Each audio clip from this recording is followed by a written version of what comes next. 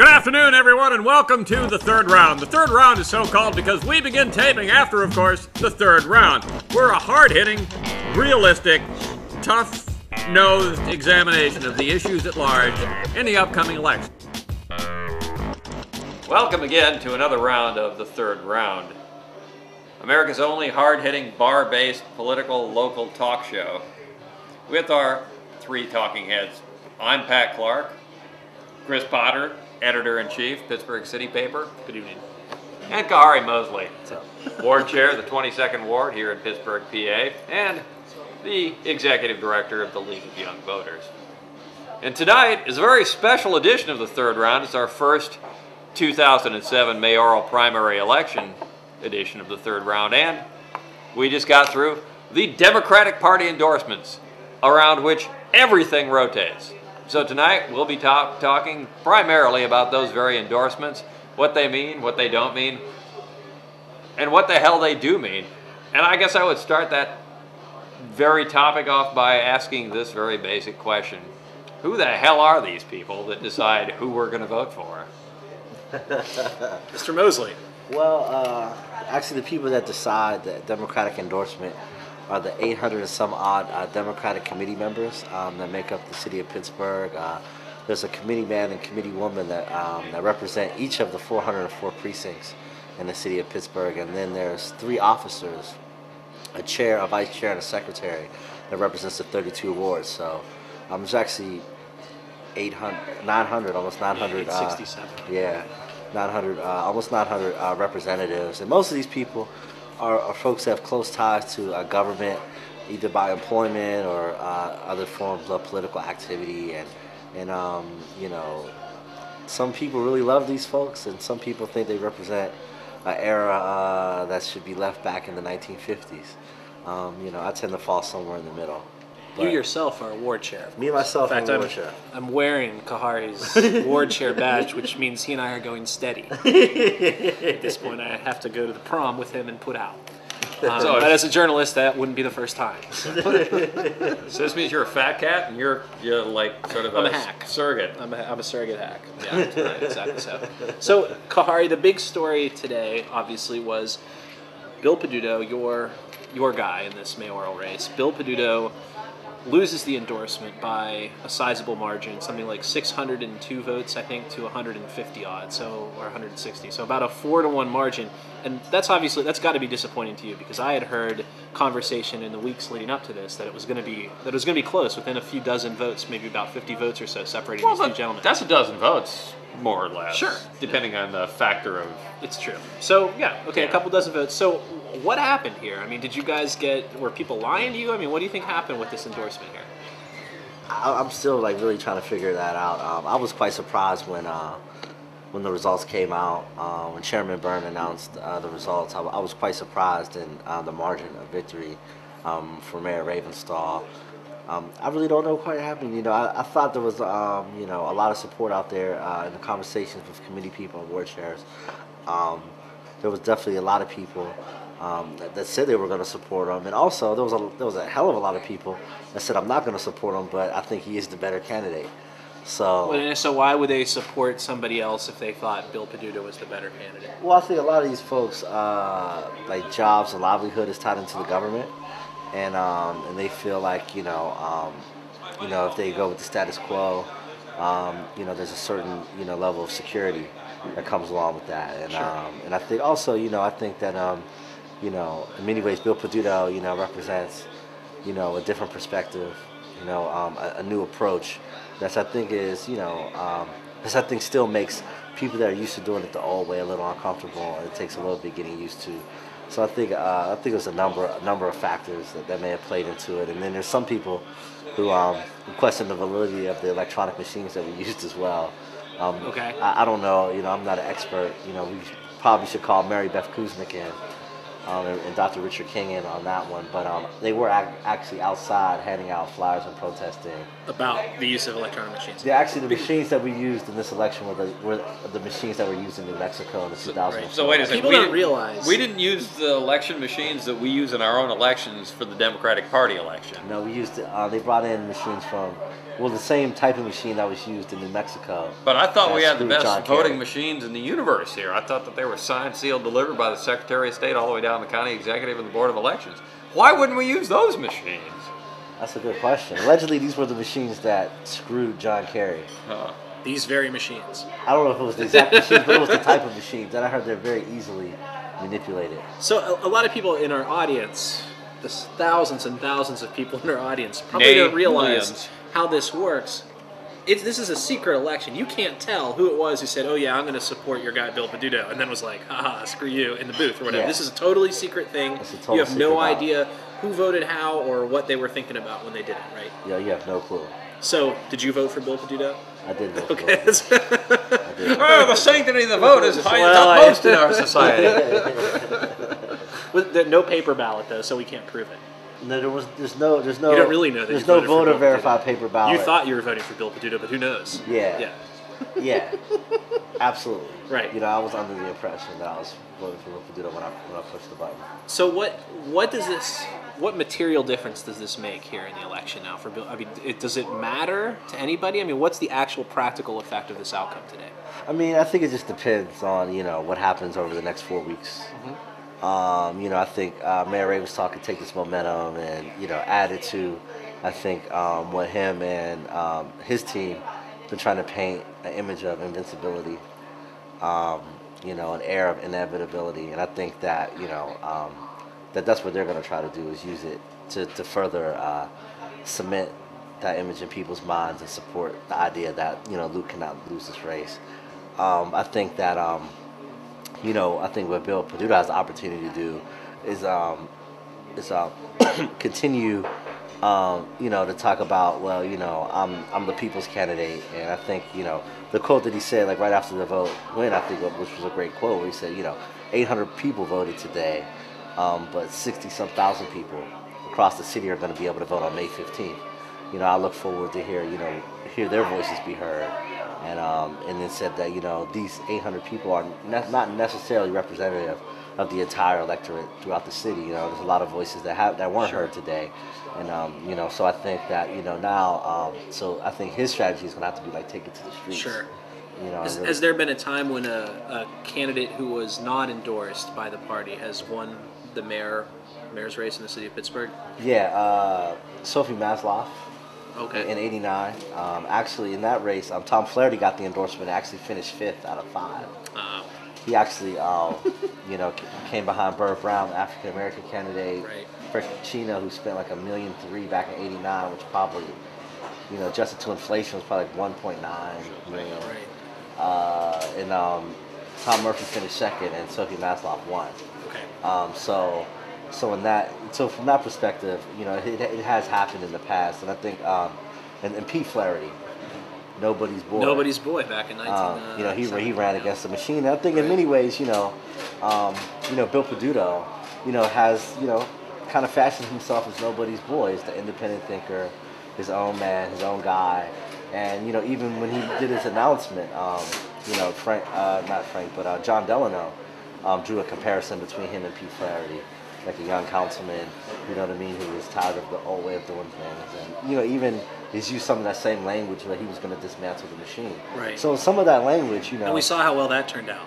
Yeah. Yeah, so, I mean, I think maybe some of that language may even play to it, because maybe some of the committee people feel like they're a part of the machine. Right. Well, you know? Let me ask you about this, though, because this is the thing to me about Bill Peduto, and I've heard a lot of people say this. I was actually on the bus just last week, and there was a guy on the bus who was a Peduto supporter who said to me, Bill Peduto, he's got to reach out, and this is an African-American supporter of Bill Peduto, said Bill Peduto's got to reach out to the black boards, and he's not doing it. He's got to do something. And to me, that's just part of the problem. It looks to me like Peduto has a hard time still connecting to not just black voters, but a lot of working class folks in the city of Pittsburgh. I mean, the rap against Peduto, I'm sure you've heard this, is he does real well with sort of East End knowledge workers, like, you know, myself, frankly. But outside that circle, he doesn't get so much bounce. I mean, do you think that's a legitimate criticism? And why do you think it is, and what do you think Bill should do about it, if it is legitimate? I think it's more perception than reality. Okay. I think that, you know, Bill has, you know, like a strong working class background. Sure. I think it's more of I think it's a combination of him and the audience. I think Bill is definitely more comfortable, talking to a group of CMU graduate students about the minutia of public policy. Right. He's a wonk. He's a wonk. You know what I mean? And he's not necessarily like a glad hander, like type of politician, which I think goes over much better around working class people, where, working class people aren't necessarily interested in, zero-based budgeting. They just want to know if their garbage is getting picked up, and if they can connect with a guy who seems like they're willing to get on the phone, and bust the balls of the public works director and get them picking up garbage, that's who they're going to rally behind. I think that, and I think it's just a language thing. I think it's semantics. I think he speaks in a very wonkish language at times, and which I think doesn't allow people to really tap into the person that he really is. You know what I mean? So if you don't know him, you think that, oh wow, this guy, what is he, public policy professor from Duke University, but when you sit around and hang out with him, you find out he's really a regular guy. Sure, but what is he on a policy basis? I mean, I agree with you. I've had a beer with Bill Peduto. He's an easy guy to talk to, but on a policy level, what is he offering? Because to me, one of the things that I noticed was he did this big tax abatement thing. We're going to encourage residential development in the city of Pittsburgh, and the places that got benefited under Bill Peduto's plan were downtown, the North Shore, the South Shore, that little tiny area right around downtown, which most people think, you know what, we've spent $1 bazillion there, and I'm living here in the East End, or I'm living here in Lincoln Larimer, or wherever I'm living, and we're not getting anything. What is Bill offering folks who live in the West End, who live in, in Homewood, Rushton, or any of those places? What is he offering them? That's a great question. I think, and I think that's, I think that is his challenge, and I think really, what it is a lot tied into the constituency that he represents on city council. Right. I think that's part of the challenge. He represents the East End knowledge workers. He represents Squirrel Hill, Shadyside, and Point Breeze. That's his district. So a lot of the legislation that he pushes, reflects the constituency that he represents. And it's hard for him to, go out on a tangent and be pushing for things in Brookline and in the North Side and places he frankly doesn't represent right now. So I think that, in many ways, I think what he's going to have to do is position himself as, yes, he's the councilman elected by the East End, but take more of the position of he's at-large city councilman, right? And really start pushing for things in Homewood and things in East Liberty without stepping on other council members' toes, but but really pushing for things that speak more to economic justice issues, that speak more to working class issues, and I think his positions on transportation, and his things he talks about around predatory lending, and the check cashing things and things like that. I think go more in that direction, and I think he has a record, and particularly when he talks about diversity, having people of various backgrounds sitting on boards and things like that. But I think he needs to take it a couple steps further to really resonate with those folks, and I think he just needs to get in those neighborhoods because, being the councilman of the Eastern neighborhoods, he spends so much time there. Sure. And you become comfortable there, and you kind of see the world through those eyes. You're pushing him on this stuff, right? Absolutely. Okay, so Absolutely. If you were to tell him, pick up an issue and run with it, that's going to sell, and you live in the North Side, as I recall, that's going to kind of help you in the North Side. What issue do you think Bill Peduto needs to pick up on and really start to run with? Wow, that's a great question. I think, I think the key issue would be this really neighborhood-based economic development. And I think also talking more about what he has done around those things, because he has done a lot of stuff around economic development and pushing for neighborhoods having a voice in development, and creating that table. And I think it's a little bit more easier, in his district where I think he probably has the most engaged citizenry in the whole city. They'll show up to meetings and things like that, but trying to expand that model to work in communities where people are not as engaged as they are in Shadyside and Squirrel Hill. But I think a lot of stuff that he's done where he's actually been able to bring citizens from the community to the table and negotiate with developers and have the developers actually held accountable to the citizenry, and I think is pretty incredible. And I think he needs to talk about that more and meet with people from all over the city and talk to how they can do it in Sheridan and how they can do that in Brookline and how they can do that in the Central North Side. And I think that I just think that when he really articulates his message, and kind of talks in plain language, I really think people get it, and and there's been more than a few people who are supporting Luke. They're like, yeah, Bill Peduto's the better guy, but because I'm promised this job or because of this or that, I'm going with Luke. And I've heard that on more than one occasion. Well, couple of points here. One of the raps that Bill's taken in that Luke's taken in a couple of fields is that he's ripping Bill's ideas and running with them on his own. In fact, he's done a couple of things. The mayor, Luke, has taken a couple of areas that are neighborhood development based, both in terms of his approach to downtown, also incorporating the neighborhoods, but also in terms of making very advantageous buyback of those properties that are vacant and abandoned, and being able to make those available to neighborhoods. How does Bill approach that? Is that now Luke's issue? How can Luke not mess that up? That's a good question. Yeah, I think that's a really good question. I really don't know the complete answer to that. I know that at the end of the day, it's a strong mayor system. So, the mayor can do a hell of a lot more than the 9 council members combined. So, I guess one would hope that, this mayor's race would last for like the next 10 years. So Bill Peduto can just keep coming up with ideas and Luke can just keep taking them. Right. But, I think the question is like what happens in May if Luke is victorious and Bill's not beating down his door, and that pressure's off, to produce. Right. Is he going to go more back to like what he was as a councilman, which was, probably the most conservative, if not one of the more conservative members of council. I mean, he's kind of done a 180, as a councilman to a mayor. And I think, one should do that. I think, he's representing the city now as a whole. Yeah. And I think that's one of the things that Bill has to do as well, right. Come a little bit more towards the center. You know what I mean? I think Luke has been able to do that. And I think but I think the question remains is what happens, when the race is over. Yeah, sure. And what is Luke's real agenda?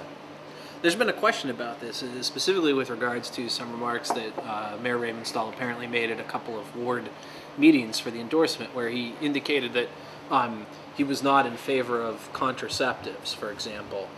There's been sort of a lot of conversation about what this really meant, and I'm curious whether, my sense of this is I'm not really sure how significant an issue this really is. Thankfully, the mayor of Pittsburgh does not set contraceptive policy in the Potter household or really anywhere else that I know of, honestly. And yet there is this kind of issue out there, and I'm curious. It seems like a lot of Peduto backers have been making an issue out of this, but Bill Peduto himself has really not said anything about it that I'm aware. Do you think this is a legitimate issue? Is it a serious issue? I think it can be a legitimate issue. If you're a voter who's, really concerned about reproductive rights, sure. I think it comes into question. I think it's interesting that a Democratic mayor of a big city would be opposed to contraception.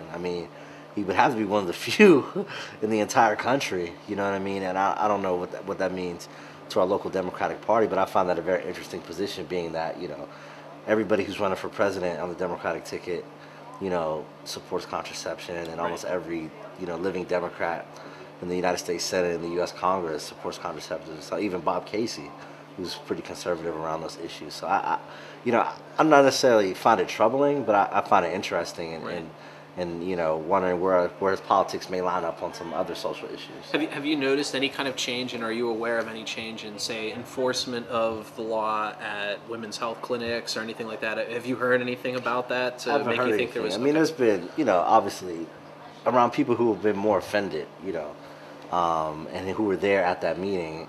People have talked about, like what does this mean? Particularly he voted against the buffer zone. Right. The Shields, Peduto buffer zone legislation. So people, so there is women who are really, really concerned about women's reproductive rights, who are concerned, and I think that, I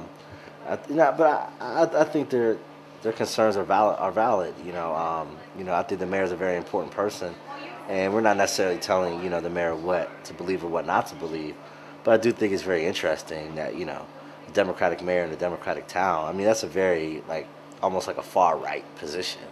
to take. And, you know, I don't know how much That's that a really. Reagan Democrat position, I think you'd say. I mean, Yeah. that's what Pittsburgh has. We have Yeah. these socially conservative but Yeah. economically liberal Democrats. Yeah. I mean, this is the home of the Reagan Democrat in a Yeah. lot of ways. Yeah. That's a It's perfect true. example. Well, if Luke doesn't believe in birth control, I'm amazed that they're still childless parents. But he's got something going on there that I'm aware of.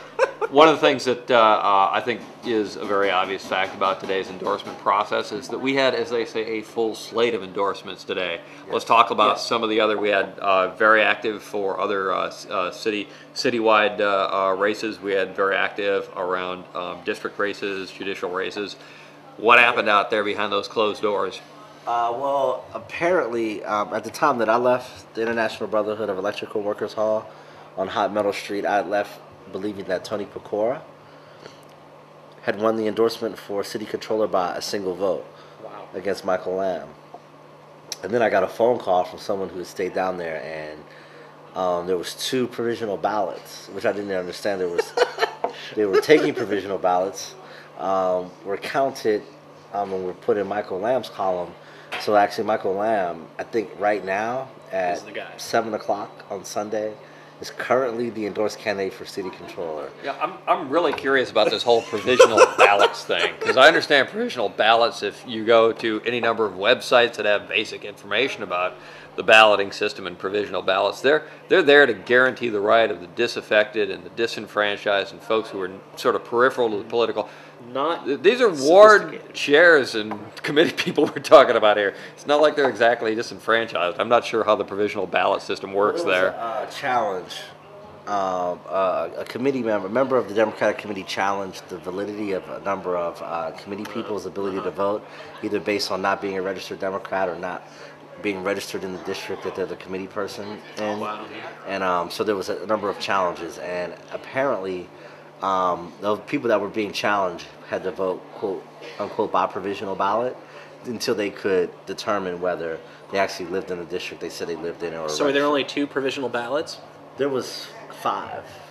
There were, okay, so you're saying that 3 people in the Democratic Party committee apparatus were committee people, but there was something wrong with the way they were registered? They were either not a registered Democrat or they registered were to vote at outside all, that district. or they were not living in the district that they were the Okay. committee person for. Or asleep at the time. Or asleep. Right.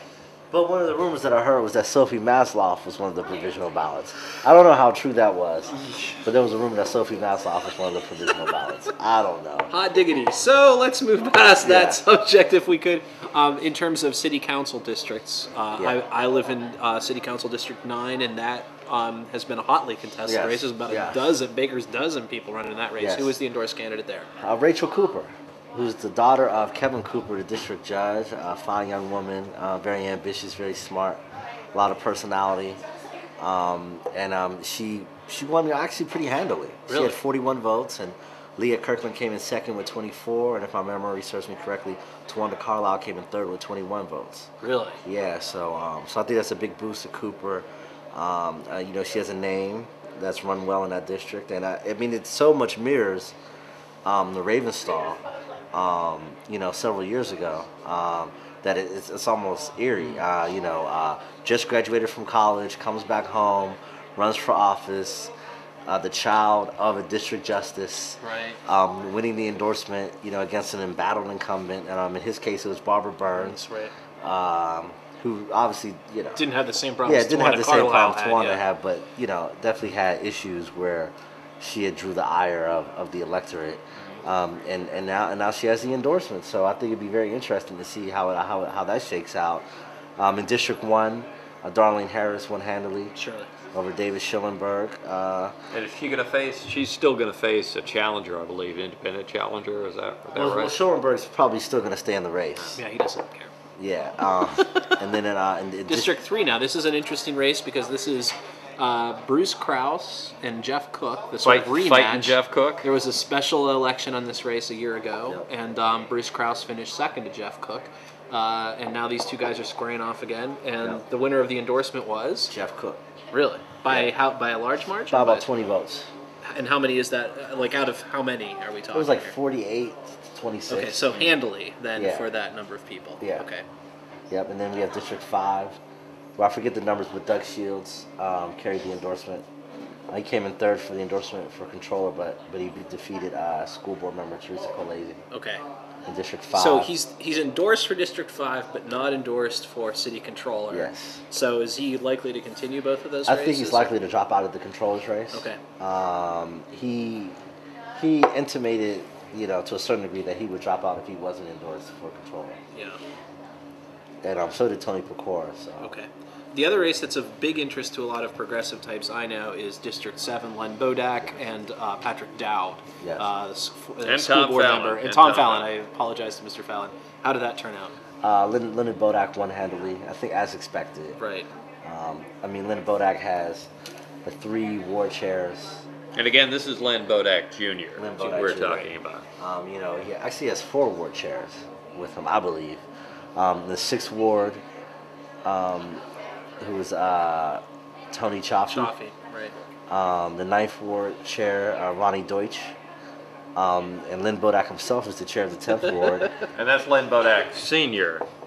No, Len Bodak Jr. Yeah, it's the chair of the 10th ward. It's so confusing to me. And then the 11th ward, Yaron Zober, who I believe who also was Yes. supporting Len Bodak. Yeah, I imagine he would be. So, if they pretty much had it, they had it on lock. Cakewalk for Lenny here. Yeah. So it looks like, what all the Pedudoistas are going to be talking about tomorrow is this is the old line Democrats sort of lined up really behind their own, with maybe an exception or two. Maybe you could say Rachel Cooper in the 9th district, a little bit of a surprise there. But for the most part, old line Democrats kind of lined up behind their own and protected their own, and that's kind of the story of this endorsement process. Would you say that's true? Yeah. I think that's the line that you'll get from the Pedudoistas, as you call them. I don't, to be honest, I don't know how far, from the truth that is. I think that's kind of, what happened. I think the folks lined up, behind, the status quo candidates, so to speak, and I think that's what they got. What do progressives, and this is a term I hear a lot, what do progressives like a Bill Peduto or a Patrick Dowd have to do?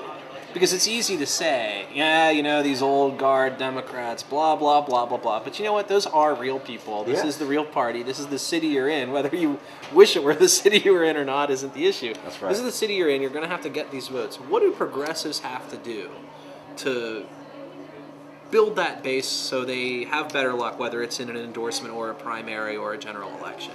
I think it's relationships.